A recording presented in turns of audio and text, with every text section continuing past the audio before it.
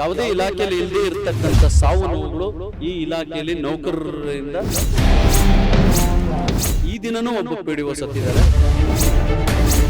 20 ರಿಂದ 25 ಜನ ಪಿಡಿಒಗಳು ಆತ್ಮಹತ್ಯೆ ಮಾಡ್ಕೊಳ್ತಕ್ಕಂಥದ್ದು. ಏನು ನೆನೆಗುದಿಗೆ ಬಿದ್ದಂಥ ಸೇವೆಗಳಿದ್ವು, ಸರ್ಕಾರ ಇದನ್ನು ಮಾಡಲಿಕ್ಕೆ ಸರಿಯಾದ ಆದೇಶಗಳನ್ನು ಹೊರಡಿಸಬೇಕು ಅನ್ನೋದು ನಮ್ಮ ಬೇಡಿಕೆ. ಯಾವುದೋ ಒಂದು ಸಣ್ಣ ಪುಟ್ಟ ಬದಲಾವಣೆ, ಈಗ ಎಲೆಕ್ಟ್ರಿಷಿಯನ್ ಪೋಸ್ಟ್ ಇಲ್ಲ, ಆದ್ರೆ ಇವತ್ತು ಡ್ರೈವರ್ ಇಲ್ಲದೆ ಪಂಚಾಯತಿ ಕೆಲಸ, ಕಸದ ಗಾಡಿ ಮುಂದೆ ಹೋಗಲ್ಲ. ಏನಾದ್ರೂ ಒಂದು ವರ್ಕ್ ಲೋಡ್ ನಮ್ಮಲ್ಲಿ ಇದ್ದೇ ಇರುತ್ತೆ. ರಜಾ ದಿನಗಳಲ್ಲೇ ಮರೆತಿ ಕೆಲಸ ಮಾಡ್ತಿದೀವಿ. ಇವತ್ತು 800 ಜನ ಮಾಡೋ ಕೆಲಸನೂ 8 ಜನ ಮಾಡಬೇಕು, 8000 ಜನ ಮಾಡೋ ಕೆಲಸನೂ 8 ಜನ ಮಾಡಬೇಕು. ತುಂಬಾನೇ ಕೆಲಸದ ಒತ್ತಡಗಳಾಗ್ತಾ ಇದೆ, ಮತ್ತೆ ಸೆಕ್ಯೂರಿಟಿ ಪ್ರಾಬ್ಲಮ್ಸ್ ಆಗ್ತಾ ಇದೆ. ಇವತ್ತಿನ ಬೇಡಿಕೆಗಳ ಪಟ್ಟಿಯನ್ನು ಈಗಾಗಲೇ ನಮ್ಮ ರಾಜ್ಯ ಹೋರಾಟ ಸಮಿತಿಯ ಮೂಲಕ ನಾವು ಸರ್ಕಾರಕ್ಕೆ ಸಲ್ಲಿಸಿದ್ದೇವೆ.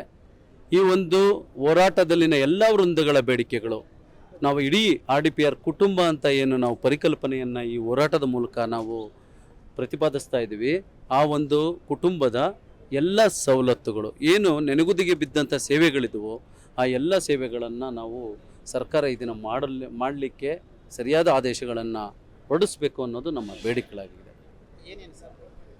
ಸರ್, ನಮ್ಮ ಬೇಡಿಕೆಗಳಲ್ಲಿ ಭಾಳ ಮುಖ್ಯವಾಗಿ ಹೇಳಬೇಕು ಅಂದರೆ, ಈಗ ಯಾವುದೇ ಇಲಾಖೆಯಲ್ಲಿ ಇಲ್ಲದೆ ಇರತಕ್ಕಂಥ ಸಾವು ನೋವುಗಳು ಈ ಇಲಾಖೆಯಲ್ಲಿ ನೌಕರರಿಂದ ತಾವು ಕೇಳಿಪಡ್ತಾ ಇದ್ದೀರಾ.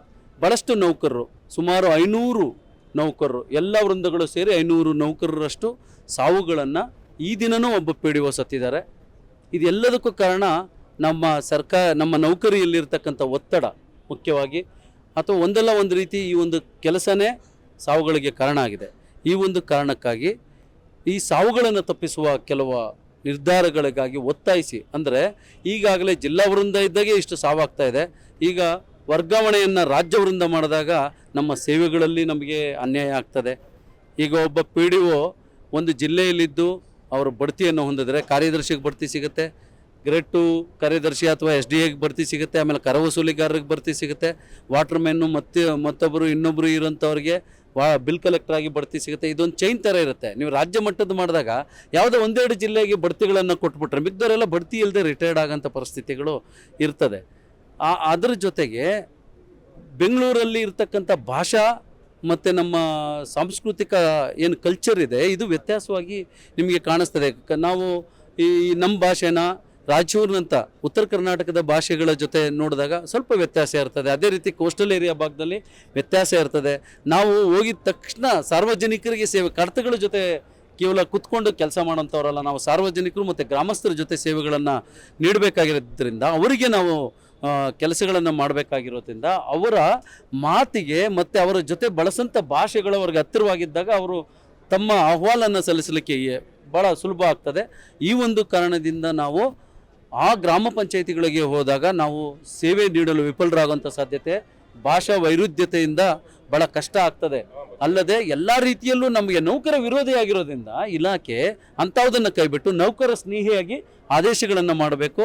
ಆಮೇಲೆ ಗ್ರಾಮ ಪಂಚಾಯಿತಿಯ ವ್ಯಾಪ್ತಿಯಲ್ಲಿರ್ತಕ್ಕಂಥ ನಮ್ಮ ಗ್ರಾಮಸ್ಥರೇನಿದ್ದಾರೆ ಅವರ ರಾಜಕೀಯ ಹಕ್ಕುಗಳಿದೆ ಇದರಲ್ಲಿ, ಅದನ್ನು ನಾವು ಗಟ್ಟಿಗೊಳಿಸಬೇಕು. ಅಂದರೆ ನಮ್ಮ ರಾಜ್ಯದ ಗ್ರಾಮ ಪಂಚಾಯತ್ ರಾಜ್ ವ್ಯವಸ್ಥೆಯ ಚುನಾವಣಾ ಆಯೋಗವು ಈ ಚುನಾವಣಾ ಪ್ರಕ್ರಿಯೆಗಳನ್ನು ಬಹಳ ಸದೃಢಗೊಳಿಸಬೇಕು.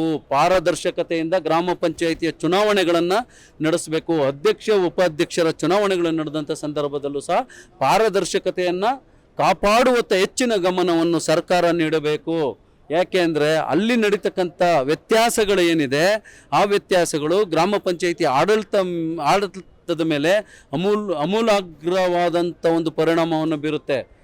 ಒಬ್ಬ ಬಡವನಾಗಿದ್ದು, ಪ್ರತಿಭಾವಂತನಾಗಿದ್ದು, ಒಬ್ಬ ವಿದ್ಯಾವಂತನಾಗಿದ್ದರೂ ಇವತ್ತು ಚುನಾವಣೆಗಳಲ್ಲಿ ಹಣ ಇಲ್ಲದೆ ಗೆಲ್ಲೋದಕ್ಕಾಗಲ್ಲ ಅನ್ನೋ ಮಟ್ಟದಿಂದ ಉತ್ತಮವಾದಂಥ ವ್ಯಕ್ತಿಗಳು ಏನು ನಾಯಕತ್ವ ವಹಿಸೋದ್ರಿಂದ ಅವರಿಗೆ ಸಿಗಬೇಕಾದಂಥ ಒಂದು ನಾಯಕತ್ವದ ಸ್ಥಾನವನ್ನು ನಮ್ಮ ಗ್ರಾಮಗಳು ಕಳ್ಕೋತಾ ಇದ್ದಾವೆ. ಹಂಗಾಗಿ ಪ್ರತಿಭಾವಂತರನ್ನು ಹೆಚ್ಚಾಗಿ ನಾವು ಗ್ರಾಮ ಪಂಚಾಯತಿ ಮಟ್ಟದಲ್ಲಿ ಸೇರಿಸ್ಕೋಬೇಕು. ಗ್ರಾಮೀಣ ಅಭಿವೃದ್ಧಿಯಲ್ಲಿ ಪ್ರತಿಭಾವಂತರ ಅವಶ್ಯಕತೆ ಇದೆ ಅನ್ನೋದಕ್ಕಾಗಿ ನಾವು ಈ ಒಂದು ಆದೇಶಗಳನ್ನು ಮಾರ್ಪಾಡು ಮಾಡಿ, ಮತ್ತು ಅವರೆಲ್ಲ ಪ್ರತಿಭಾವಂತರು ಬಂದಾಗ ಏನಾಗುತ್ತೆ, ನಮ್ಮ ಕಷ್ಟ ಕಾರ್ಪಣ್ಯಗಳನ್ನು ಅರ್ಥಕೊಂಡು ಸರ್ಕಾರದ ನೀತಿ ನಿಯಮಗಳನ್ನ ಅರ್ಥಕೊಂಡು ನಾವೆಲ್ಲ ಕೆಲಸ ಮಾಡಲಿಕ್ಕೆ ಅವರು ಸಹಕಾರ ನೀಡ್ತಾರೆ.